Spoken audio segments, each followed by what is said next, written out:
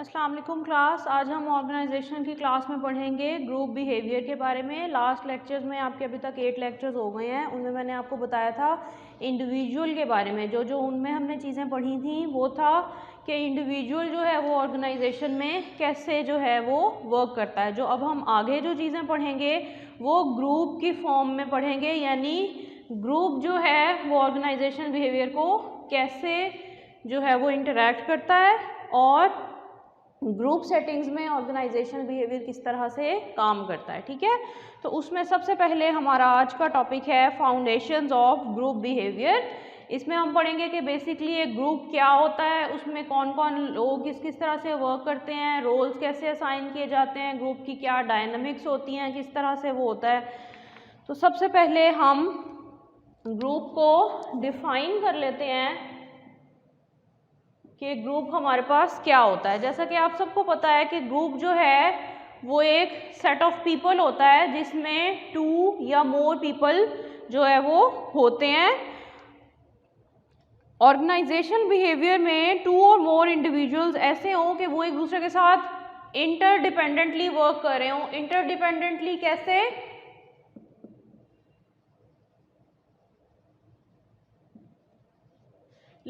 एक बंदा अपना वर्क कर रहा है जो उसको उसकी ऑर्गेनाइजेशन की तरफ से असाइन किया गया है, दूसरा बंदा अपना वर्क कर रहा है, दोनों अपना अपना वर्क कर रहे हैं, बट स्टिल एक का वर्क जो है वो दूसरे पे अफेक्ट कर रहा है। ठीक है, एक बंदा काम करेगा तो वर्क अच्छा होगा, ऑर्गेनाइजेशन की जो है वो मार्केट वैल्यू बढ़ेगी। ठीक है, इंसेंटिव्स लगेंगे तो जो एम्प्लॉयर होगा वो सबको अच्छा जो है वो रेट करेगा, मार्केट वैल्यू बढ़ेगी तो मार्केट वैल्यू का जो इफेक्ट है वो सब मेंबर्स पे होगा। तो वो इंटरडिपेंडेंटली वर्क कर रहे होते हैं ग्रुप सेटिंग में, ऑर्गेनाइजेशंस में। ठीक है, 2 or more individuals interacting and interdependently working who have come together to achieve particular objectives. उनके कुछ ऑब्जेक्टिव्स होते हैं जिन पे वर्क कर रहे होते हैं। वो ऑब्जेक्टिव्स क्या होते हैं? जो उनको बेसिकली उनके कुछ जो गोल्स होते हैं जो उनको उस कंपनी की तरफ से, उस ऑर्गेनाइजेशन की तरफ से असाइन किए जाते हैं, जिनके लिए वो वर्क कर रहे होते हैं। ठीक है जी, उनका जॉब डिज़ाइन क्या होता है?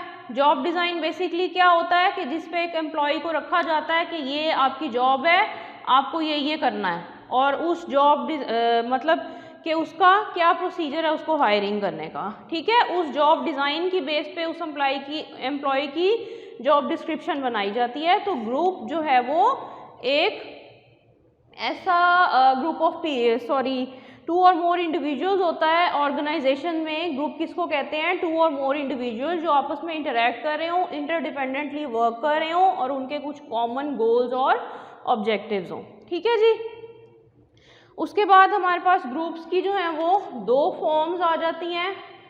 एक हमारे पास फॉर्मल ग्रुप आ जाता है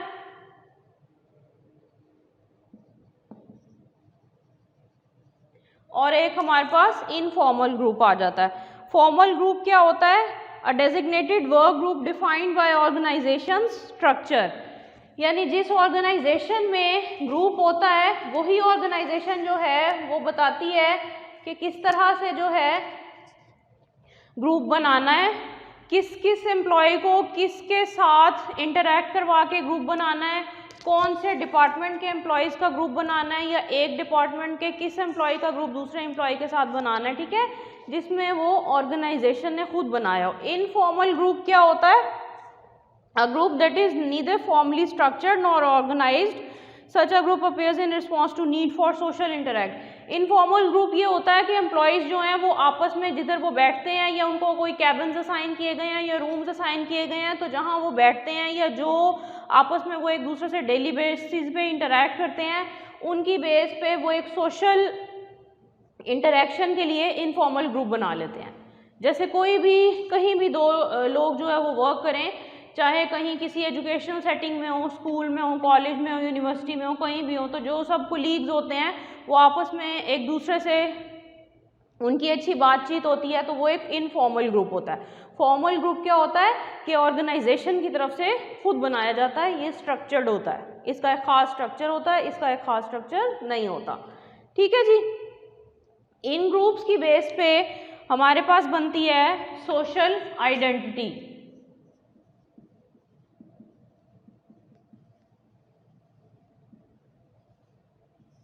सोशल आइडेंटिटी हमारे पास क्या होती है? सोशल आइडेंटिटी क्या होती है कि perspective that considers why and when individuals considers themselves member of groups। Social identity basically क्या होती है कि कोई भी इंडिविजुअल अगर किसी भी सोशल क्लास से बिलोंग कर रहा है तो वो क्यों कर रहा है और उसकी क्या जो है वो आइडेंटिटी है, किस क्लास की बेस पे एक बंदा अपने आप को डिफाइन करता है। या अगर आप उससे पूछते हैं कि आप कौन हैं, आप कहाँ से बिलोंग करते हैं, तो वो उस क्वेश्चन का क्या आंसर देता है ये डिपेंड करेगा उसकी सोशल आइडेंटिटी के ऊपर। ठीक है, डिफरेंट लोगों की डिफरेंट सोशल आइडेंटिटीज होती हैं।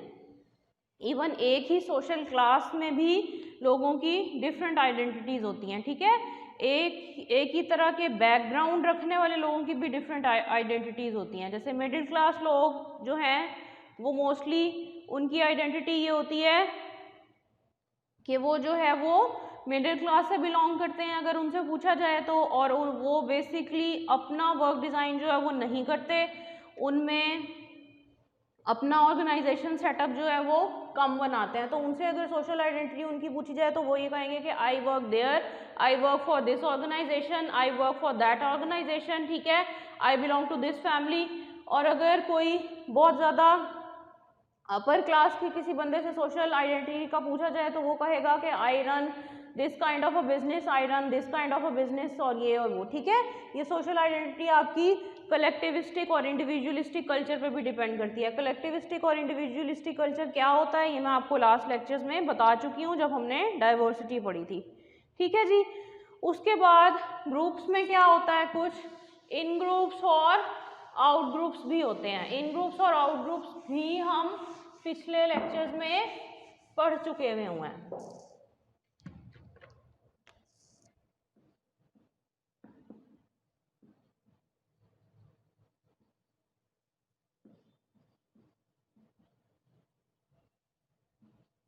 इन ग्रुप्स क्या होता है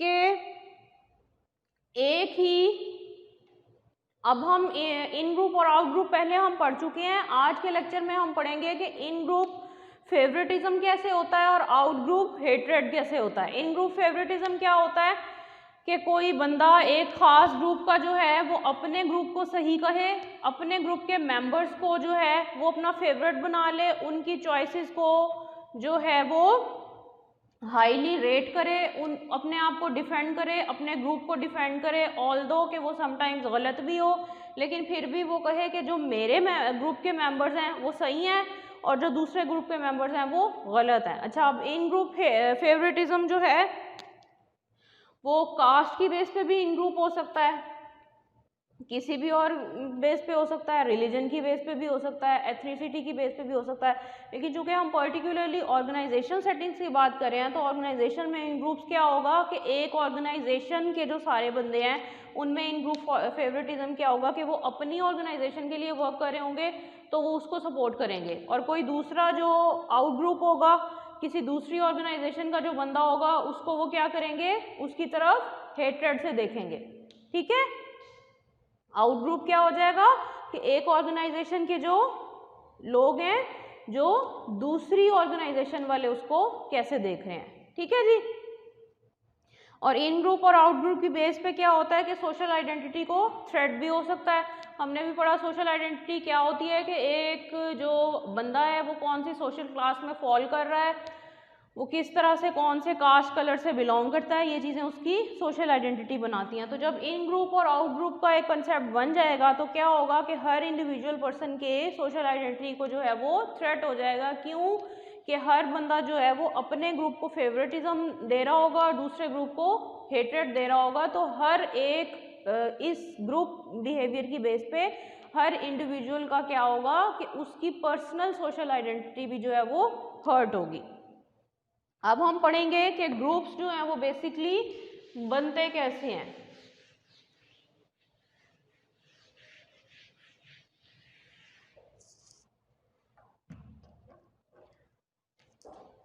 स्टेजेस ऑफ ग्रुप डेवलपमेंट। ठीक है, स्टेजेस में हमारे पास बहुत सारी स्टेजेस आ जाती हैं। आज के लेक्चर में हम पढ़ेंगे इनकी फर्स्ट 2 to 3 स्टेजेस। ठीक है जी, फर्स्ट स्टेज क्या होती है कि उसमें रोल्स को देखा जाता है कि ग्रुप्स में रोल्स किस तरह से वर्क करते हैं। अब रोल बेसिकली क्या होता है? A set of expected behavior patterns attributed to someone occupying a given position in a social unit। यानी एक खास बंदे से उसकी सोशल पोजीशन के हिसाब से, उसकी सोशल आइडेंटिटी के हिसाब से क्या एक्सपेक्टेशन रखी जाती है कि वो किस तरह से बिहेव करेगा, ये उसका रोल बताता है। ठीक है, एक ही पर्सन अपनी लाइफ में डिफरेंट लोगों के साथ डिफरेंट तरह से इंटरेक्ट कर रहा होता है, तो वो at a time different roles perform कर रहा होता है। ठीक है, आप ऑर्गेनाइजेशन सेटिंग के अलावा भी एक एग्जांपल देखें कि जैसे हम डेली लाइफ में हम किसी के सिबलिंग होते हैं, किसी के हम पेरेंट्स होते हैं, किसी के हम जो हैं वो चिल्ड्रन होते हैं, किसी के ग्रैंड चिल्ड्रन होते हैं, तो हर रोल में हम डिफरेंट तरह से परफॉर्म कर रहे होते हैं। ठीक है, और क्या हमारी सोशल क्लास होती है तो हम अपनी क्लास की बेस पे भी अपना रोल परफॉर्म कर रहे होते हैं। और एक ऑर्गेनाइजेशन में भी जो एक एम्प्लॉई होता है वो डिफरेंट रोल्स परफॉर्म कर रहा होता है। वो अपने बॉस के लिए सबऑर्डिनेट होता है, वो अपने फेलो के लिए एक कुलीग होता है, वो कस्टमर्स के लिए एक हेल्पर होता है। ठीक है, एक उनके लिए एक जो है वो कोई डीलर हो सकता है, उनको हेल्प करने के लिए हो सकता है, उनको असिस्ट करने के लिए हो सकता है। तो एक ऑर्गेनाइजेशन में एक बंदा भी जो रोल परफॉर्म कर रहा होता है वो डिफर करते हैं from one setting to another setting. ठीक है, एक ही बंदा एक ही ऑर्गेनाइजेशन में बहुत डिफरेंट तरीके से वर्क कर रहा होता है। जैसे कि एक बैंकर है तो वो क्या होगा कि अपने HR डिपार्टमेंट के लिए या अपनी हायर अथॉरिटीज़ के लिए वो एक एम्प्लॉई होगा। ठीक है, और अगर पब्लिक डीलिंग होती है जैसे बैंक्स में, तो पब्लिक के लिए वो एक बैंकर होगा, अपने कुलीग्स के लिए वो एक कुलीग होगा, और जब वो अपने घर में जाएगा तो वो अपने चिल्ड्रन के लिए उनका फादर होगा, अपने वाइफ के लिए उसका हस्बैंड होगा, अपने पेरेंट्स के लिए उनका सन होगा। तो ये रोल्स जो हैं वो डिटर्मिन करते हैं कि ग्रुप बिहेवियर किस तरह से परफॉर्म किया जा रहा है। ठीक है जी, उसके बाद हमारे पास एक कंसेप्ट आता है रोल परसेप्शन का।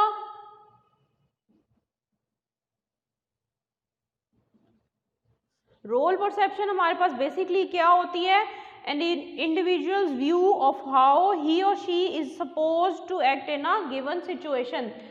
यानी किसी भी ऑर्गेनाइजेशन में एक इंडिविजुअल से क्या जो है वो सपोज किया जाता है कि वो किस तरह से बिहेव करेगा अपने रोल की बेस पे।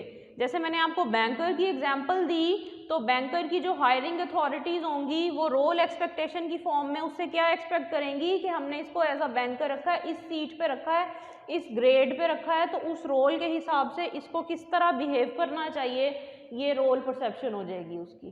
ठीक है, यानी ये इस ग्रेड का है तो इसको इन तरह के लोगों से डील करना है, इस टाइम से इस टाइम तक इसको पब्लिक डीलिंग करनी है, और इसको किस तरह से बिहेव करना है, इसको कितने लेवल का प्रोफेशनल होना चाहिए।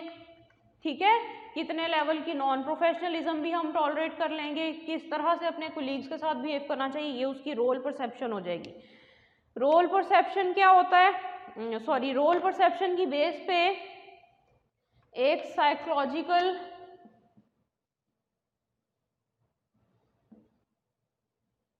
कॉन्ट्रैक्ट जो होता है वो बन जाता है एक इंडिविजुअल का किसी भी ऑर्गेनाइजेशन में। साइकोलॉजिकल कॉन्ट्रैक्ट ये नहीं है कि ये कोई एक फिजिकल कॉन्ट्रैक्ट होगा जिस पे कोई एक ऐसे कोई टेंजिबल कोई पेपर्स होंगे, कोई स्पेसिफिकली कोई डॉक्यूमेंट्स होंगे जिन पे साइन कराया जाएगा एम्प्लॉय से। नहीं, साइकोलॉजिकल कॉन्ट्रैक्ट बेसिकली क्या होता है कि अनरिटन अग्रीमेंट होता है, कि यानी एक सीक्रेट और साइलेंट किस्म का अग्रीमेंट होता है कि what a manager expects from an employee and vice versa, कि यानी ये तो हमारी रोल परसेप्शन थी ना, कि जो एक रोल होता है उसको परसीव कैसे किया जाता है, दूसरे क्या देखते हैं कि इस रोल का बंदा किस तरह से बिहेव करेगा। उन रोल परसेप्शन की बेस पे साइकोलॉजिकल कॉन्ट्रैक्ट होता है कि एक जो मैनेजर है या एक हायरिंग पर्सन है, एक एम्प्लॉयर है, वो अपने एम्प्लॉई से किस तरह से एक्सपेक्ट करता है कि उसको मेरे साथ किस तरह से बिहेव करना चाहिए, और इसी तरह जो एक एम्प्लॉई होता है वो क्या एक्सपेक्ट करता है अपने मैनेजर से कि मेरे मैनेजर को मुझे किस तरह से ट्रीट करना चाहिए। तो ये साइकोलॉजिकल कॉन्ट्रैक्ट भी हमारे पास रोल की बेस पे हो रहा होता है। ठीक है, जैसे मैंने आपको बैंकर की एग्जांपल दी, तो बैंकर की फॉर्म में साइकोलॉजिकल कॉन्ट्रैक्ट क्या होगा कि एक अनरिटन कॉन्ट्रैक्ट होगा कि बैंक में काम करता हुआ जो एक बंदा है, एक बैंकर है, वो क्या एक्सपेक्ट करेगा अपने मैनेजर से कि मेरे मैनेजर का मेरे साथ बिहेवियर किस तरह का होना चाहिए, कितना सख्त होना चाहिए, कितने लेवल का लीनियंट होना चाहिए, किस तरह का हमारे दरमियान सोशल इंटरेक्शन होना चाहिए। और मैनेजर के हिसाब से अगर साइकोलॉजिकल कॉन्ट्रैक्ट देखा जाए तो मैनेजर ये चेक करेगा कि मेरे एम्प्लॉय में कितना पोटेंशियल होना चाहिए, कितना प्रोफेशनलिज्म होना चाहिए, उसको जॉब पे कितने बजे आना चाहिए, और अब आके अपने काम किस तरह से करने चाहिए, एम्प्लॉयज़ के साथ किस तरह से डील करना चाहिए। ठीक है, ये एक्सपेक्टेशन की बेस पे होता है, ये परसेप्शन की बेस पे होता है, और ये जनरल जो है वो रोल होता है कि कोई भी बंदा किसी भी एक सेटिंग में क्या परफॉर्म कर रहा है, किस तरह से बिहेव कर रहा है, एक्सपेक्टेड बिहेवियर क्या होता है एक पर्सन से। ठीक है जी। उसके बाद जब ये चीज़ें हम देख लेते हैं तो हमारे पास आ जाता है एक कंसेप्ट रोल कॉन्फ्लिक्ट का। रोल परसेप्शन जो है वो एक एम्प्लॉय से की जाती है, साइकोलॉजिकल कॉन्ट्रैक्ट किया जाता है। तो जब कोई भी ऑर्गेनाइजेशन देखती है कि हमारा जो ये बंदा है वो रोल परसेप्शन के अकॉर्डिंगली नहीं वर्क कर रहा, या जो एक साइकोलॉजिकल कॉन्ट्रैक्ट की फॉर्म में हमने इसे साइन करवाया था वो नहीं है, तो अच्छा जी क्या होगा फिर कि एक रोल कॉन्फ्लिक्ट क्रिएट हो जाएगा। रोल कॉन्फ्लिक्ट बेसिकली उसकी डेफिनेशन क्या है, a situation in which an individual is confronted by divergent role expectations. तो अब उस कॉन्ट्रैक्ट में या एक ऐसे एक्सपेक्टेशंस के सेट में उससे इतनी इलॉजिकल किस्म की पर्सन से एक्सपेक्टेशंस रखी जाएं, या उसको इतने ज़्यादा जो है वो काम दे दिए जाएं एक टाइम में, उसको इतना ज़्यादा उससे एक्सपेक्टेशन रखी जाए कि वो ये रोल भी परफॉर्म करेगा, ये रोल भी करेगा, ये रोल भी करेगा, कि वो बंदा जो है वो परेशान हो जाए, कन्फ्लिक्ट में आ जाए, टेंशन में आ जाए कि मुझे कौन सा रोल जो है वो परफॉर्म करना है और किस तरह से करना है, या अगर 2 to 3 रोल्स परफॉर्म करने हैं तो एक टाइम में किस तरह से करने हैं। ठीक है, लाइक जैसे मैं आपको एग्जांपल से समझा रही थी, बैंकर की हम बात कर रहे थे, तो बैंकर में रोल कॉन्फ्लिक्ट कैसे होगा कि अगर मैनेजर जो है वो बैंकर को कहता है कि उसका जो जॉब का जो कॉन्ट्रैक्ट है वो साइन किया गया, उसमें ये लिखा है कि जी आपकी ये जॉब है, आपने पब्लिक डीलिंग करनी है इस टाइम से इस टाइम तक, और ये उसके बाद आपने उसका जो है वो हमें एक हिसाब देना है, एक हमें आपने बैठ के उसकी डॉक्यूमेंटेशन करनी है, उसका ये उसके साथ अग्रीमेंट हुआ है। लेकिन दूसरे तीसरे ही दिन या कुछ दिनों के बाद उसका मैनेजर उसको कहता है कि आपने अपने कुलीग के साथ ये वाला काम भी करवाना है, आपने मेरे साथ ये वाला काम भी कराना है, फलां वक्त फलां कस्टमर आएगा तो आपने ये काम भी करना है। तो यानी उस बंदे को, उस बैंकर को इतने सारे रोल असाइन कर दिए गए हैं, इतने सारे काम असाइन कर दिए गए हैं कि वो एक कॉन्फ्लिक्ट की सिचुएशन में आ गया है कि मुझे क्या करना है और क्या नहीं करना, किस तरह करना है और किस तरह से नहीं करना। ठीक है जी। और कॉन्फ्लिक्ट क्या होता है कि इंटर रोल कॉन्फ्लिक्ट भी होता है, एक रोल कॉन्फ्लिक्ट होता है और एक हमारे पास इंटर रोल कॉन्फ्लिक्ट क्या भी होता है। इंटर रोल कॉन्फ्लिक्ट क्या होता है, situation in which the expectations of individual different separate groups are in opposition, यानी 2 or 3 पीपल की जो एक्सपेक्टेशंस होती हैं जो उनसे रखी जाती हैं वो चूंकि डिफरेंट होती हैं तो उनकी बेस पे भी कॉन्फ्लिक्ट आ जाता है। या जैसे मैं आपको एग्जांपल जो हम डिस्कस कर रहे हैं बैंकर की, तो एक जो हायर किया जाएगा पर्सन, उसका कोई और रोल होगा, दूसरे का कोई और रोल होगा, तो उन दोनों के रोल्स की बेस पे उनसे क्या एक्सपेक्ट किया जाएगा, या कोई ऐसी सिचुएशन हो कि उनके रोल्स जो हैं वो डिफरेंट हो, तो उन डिफरेंट रोल्स की बेस पे उस सिचुएशन में भी उनका रोल डिफरेंट हो जाएगा, तो ये कॉन्फ्लिक्ट क्रिएट हो जाएगा। ठीक है, जैसे बैंकर की हम एग्जांपल पढ़ रहे हैं, तो एक बैंकर है, उसको कोई और काम असाइन किया गया, दूसरे को कोई और काम असाइन किया गया, लेकिन बॉस ने मीटिंग की है मैनेजर ने, तो वो दोनों के रोल्स चूँकि डिफरेंट हैं, तो अगर दोनों से एक ही तरह के क्वेश्चंस पूछे जाएंगे या दोनों को एक ही तरह से ट्रीट किया जाएगा, तो उनमें एक इंटर रोल कन्फ्लिक्ट क्रिएट हो जाएगा कि मेरा क्या रोल था, मुझे क्या परफॉर्म करना था, और दूसरा एम्प्लॉय कहेगा कि मुझे पता नहीं इसमें से क्या परफॉर्म करना था। तो दो पर्सन के आपस में रोल जो है वो कन्फ्लिक्ट कर जाते हैं। ये एक ही पर्सन से रिलेट कर रहा होता है और इंटर रोल जो है वो 2 पर्सन से लिंक कर रहा होता है। ठीक है जी। उसके बाद हम ग्रुप प्रॉपर्टी 2 के बारे में पढ़ते हैं।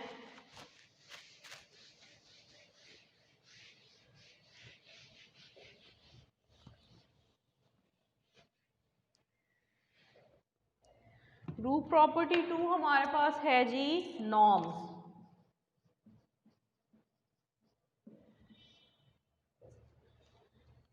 नॉर्म्स हमारे पास क्या होती हैं, किसी भी सोसाइटी में कुछ एक्सेप्टेबल स्टैंडर्ड्स होते हैं बिहेवियर के, उनको हम कहते हैं नॉर्म्स। जैसे कि हम एक इस्लामिक कंट्री में रहते हैं, हमारा जो कंट्री है वो इस्लामिक लेजिस्लेशन को फॉलो करता है, हमारा जो लॉ है वो इस्लामिक रूल्स की बेस पे बना है, तो हम जो है हमारी सोसाइटी में इस्लामिक स्टैंडर्ड्स को फॉलो किया जाता है, तो हमारे नॉर्म्स इस्लामिक स्टैंडर्ड्स पे बने हुए हैं। जैसे यहाँ पे पनिशमेंट का और जो है फोरेंसिक का जो लॉ है वो इस्लामिक रूल को फॉलो करता है। ठीक है, फॉरेन कंट्री कोई और होगा, कोई अमेरिका होगा, कनाडा होगा, तो वो वहाँ चूँकि वो कंट्री जो है वो नॉन मुस्लिम कंट्री हैं, तो उनके जो नॉर्म्स हैं वो उनके हिसाब से सेट हुई हुई हैं।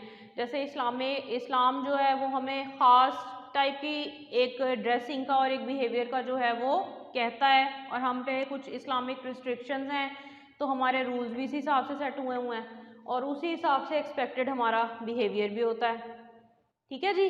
तो इसी तरह डिफरेंट सोसाइटी में डिफरेंट टाइप्स ऑफ नॉर्म्स होती हैं। वो क्या होती हैं, basically acceptable standards of behaviour होती हैं। वो एक्सेप्टेबल स्टैंडर्ड्स ऑफ बिहेवियर उस सोसाइटी के लॉ के हिसाब से, उसके कानून के हिसाब से बनाई जाती हैं। तो नॉर्म्स जो हैं वो ग्रुप की फॉर्म में किस तरह से काम करती हैं, ये हम देख लेते हैं कि नॉर्म्स एंड इमोशंस को डिटर्मिन कर रही होती हैं, चीज़ों के बारे में और पीपल के बारे में हम किस तरह से फील करते हैं और हम उनको किस तरह से रोल असाइन करते हैं, किस तरह से देखते हैं, ये हमारी नॉर्म्स हमें बता रही होती हैं। जैसे आप किसी भी ऑर्गेनाइजेशन में वर्क कर रहे हैं, आपके किसी भी कुलीग ने कोई अच्छा या बुरा काम किया है, तो नॉर्म्स ये डिटर्मिन करेंगी कि आपको उससे किस तरह से रिलेट करना है। जैसे आप एक मेल पर्सन है और आपका कोई कुलीग जो है आपकी वो फीमेल है, तो आप उनको एक डिस्टेंस पे रह के उनको उनके काम पे कॉन्ग्रेचुलेट करेंगे या उनके वर्क को जो है वो देखेंगे या उनसे एक वर्क प्लेस रिलेशनशिप बनाएंगे। ठीक है, एक देख के, एक ज़रा डिस्टेंस से, एक डिफरेंट तरीके से। इसी तरह अगर आप एक मेल हैं और आपका कुलीग भी मेल है, तो आप उस बेस पे अपनी नॉर्म्स और अपनी इन नॉर्म्स की बेस पे अपने इमोशंस को सेट करेंगे। ठीक है, और अगर आप एक फीमेल हैं और आपकी कुलीग भी फीमेल है, तो फिर आपकी इमोशंस जो हैं वो बिल्कुल और होंगी, फिर आप बिल्कुल और डील करेंगे। यानी नॉर्म्स जो हैं वो डिटर्मिन कर रही होती हैं कि आप ग्रुप में इमोशंस को किस तरह से फील कर रहे होते हैं। उसके बाद हमारे पास एक और पॉइंट आ जाता है नॉर्म्स एंड कन्फॉर्मिटी का। कन्फॉर्मिटी बेसिकली क्या होती है कि आप एडजस्टमेंट कर लेते हैं अपने बिहेवियर की ग्रुप बिहेवियर के साथ। आप एडजस्टमेंट किस तरह से कर लेते हैं कि ये आपकी एडजस्टमेंट जो है वो आपके सोशल प्रेशर की बेस पे हो रही होती है।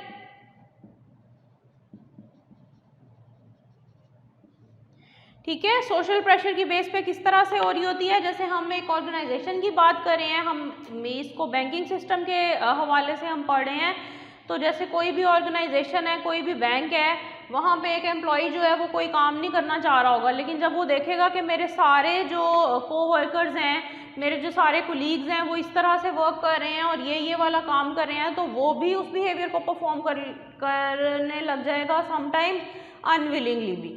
ठीक है, तो कन्फॉर्मिटी क्या होता है कि आप प्रेशर को रेजिस्ट करने के बजाय आप क्या करते हैं कि आप उस प्रेशर में आ जाते हैं और आप अपने बिहेवियर को ग्रुप बिहेवियर से मैच कर लेते हैं, इन लाइन आ जाते हैं उसके साथ। ठीक है, उसके बाद हम बात कर लेते हैं जी नॉर्म्स एंड बिहेवियर की।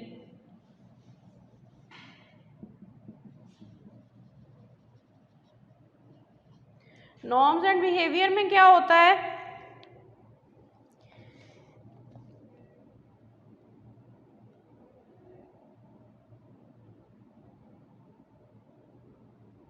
कि आपकी जो नॉर्म्स होती हैं वो ये डिटर्मिन करती हैं कि आपको किस तरह से बिहेव करना है।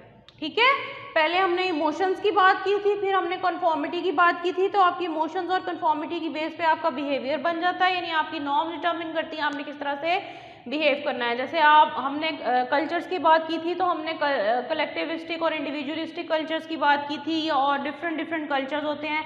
इस्लामिक कल्चर हो सकता है, नॉन इस्लामिक कल्चर हो सकता है, तो सबकी नॉर्म्स डिफरेंट होंगी। तो उन नॉर्म्स की बेस पे आपका बिहेवियर होगा, यानी आप किस तरह के आपके सेट ऑफ नॉर्म्स हैं उस सोसाइटी में, तो आपको उस तरह से ही बिहेव करना अलाउ होगा और डिफरेंट तरह से बिहेव करना अलाउ नहीं होगा।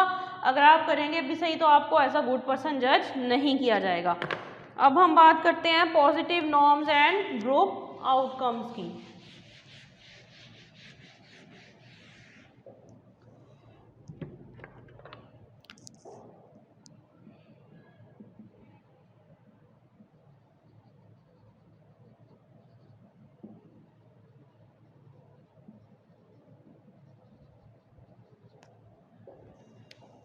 अच्छा जी, पॉजिटिव नॉर्म्स जो हैं वो ग्रुप नॉर्म्स को किस तरह से देखती हैं कि पॉजिटिव सोशल वैल्यूज़ जो हैं, पॉजिटिव वैल्यूज़ जो हैं वो ग्रुप आउटकम्स को एक अच्छे तरीके से डील करती हैं, अच्छा ग्रुप आउटकम देती हैं। और इसी तरह अगर हम negative norms and group outcomes की बात करें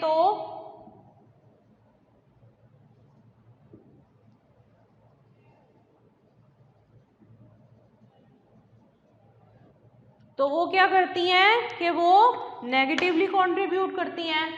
पॉजिटिव नॉर्म्स क्या होंगी कि आप ये कहें कि अगर कोई एम्प्लॉय अच्छा वर्क करता है तो उसको जी अच्छे तरीके से ट्रीट किया जाना चाहिए, उसको इंसेंटिव देना चाहिए, उसकी पे रेज कर देनी चाहिए। तो क्या होगा, आपका ग्रुप आउटकम इससे अच्छा हो जाएगा। इस नॉर्म की बेस पे आप अपने इंसेंटिव्स को जो है वो रेट कर लेंगे, अपने एम्प्लॉयज़ की अप्रेजल्स बना लेंगे। नेगेटिव नॉर्म्स क्या होंगी कि अगर किसी ने गलत जो किया है तो उसको पनिशमेंट होनी चाहिए और ये वो। तो पनिशमेंट की बेस पे समटाइम्स दूसरे वर्कर जो हैं वो डेविएंट बिहेवियर भी शो करेंगे। तो ये वाली चीज़ जो है वो डेविएंट बिहेवियर भी उसको भी लीड करती है। डेविएंट वर्क प्लेस बिहेवियर हमारे पास क्या होता है, voluntary behaviour that violate significant organisation norms and in doing so threatens the well being of organisation. तो डेविएंट बिहेवियर क्या होगा कि जो कंपनी के या ऑर्गेनाइजेशन के जो एम्प्लॉयज़ होंगे वो जानबूझ के उन नॉर्म से या उन सेट ऑफ वैल्यूज से जिन पे उनको रखा गया है डेविएट करेंगे, जान के जो उनको वर्क असाइन किया गया वो नहीं करेंगे, वो विलिंगली ऐसा करेंगे। और क्या होगा कि ऑर्गेनाइजेशन का जो नाम है, एक ऑर्गेनाइजेशन की जो सोशल स्टैंडिंग है सोसाइटी में वो गिर जाएगी। पॉजिटिव आउटकम्स पॉजिटिव नॉर्म्स अच्छा आउटकम देंगे, नेगेटिव नॉर्म्स जो है वो बुरा आउटकम देंगे ग्रुप में। अब हम देख लेते हैं कि ग्रुप और कल्चर क्या होता है, नॉर्म एंड कल्चर क्या होता है।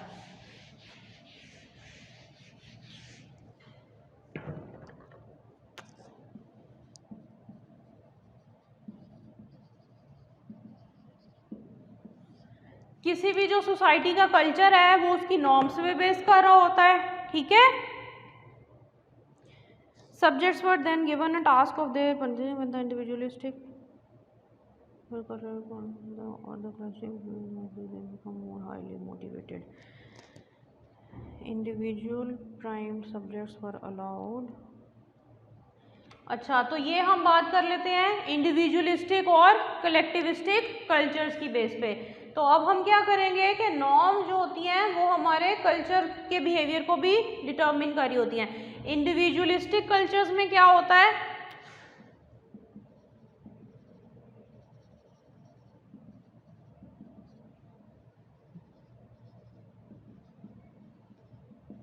इंडिविजुअलिस्टिक कल्चर्स में हमारे पास क्या होता है, इंडिविजुअलिस्टिक कल्चर की नॉर्म्स ऐसे होती हैं कि वो इंडिविजुअल बिहेवियर को प्रेफर करती हैं, इंडिविजुअल की जो नीड्स होती हैं उसको प्रेफर करती हैं, इंडिविजुअल की जो एक उसकी सोशल साइकोलॉजिकल और सोशल नीड्स होती हैं, साइकोलॉजिकल नीड्स होती हैं, फिजिकल नीड्स होती हैं, उनको प्रेफर करता है। कलेक्टिविस्टिक कल्चर क्या होता है कि वो एक ग्रुप फॉर्म की बेस पे काम करता है, हर किसी की एक ग्रुप आइडेंटिटी होती है, अपनी सेपरेट आइडेंटिटी नहीं होती, पर्सनल आइडेंटिटी को इतना फेवर नहीं करता। तो हम चूँकि ग्रुप्स की बात कर रहे हैं तो कलेक्टिविस्टिक कल्चर्स में क्या होगा, नॉर्म्स जो हैं वो और तरह से होंगी, इंडिविजुअलिस्टिक कल्चर्स में नॉर्म जो हैं वो और तरह से होंगी और उन्हीं की बेस पे उनके ग्रुप्स बनाए जाएंगे। ठीक है जी, तो ये था क्लास आज का लेक्चर। नेक्स्ट टाइम में हम ग्रुप फॉर्मेशन के, ग्रुप डेवलपमेंट के कुछ और पॉइंट्स पढ़ेंगे। Thank you.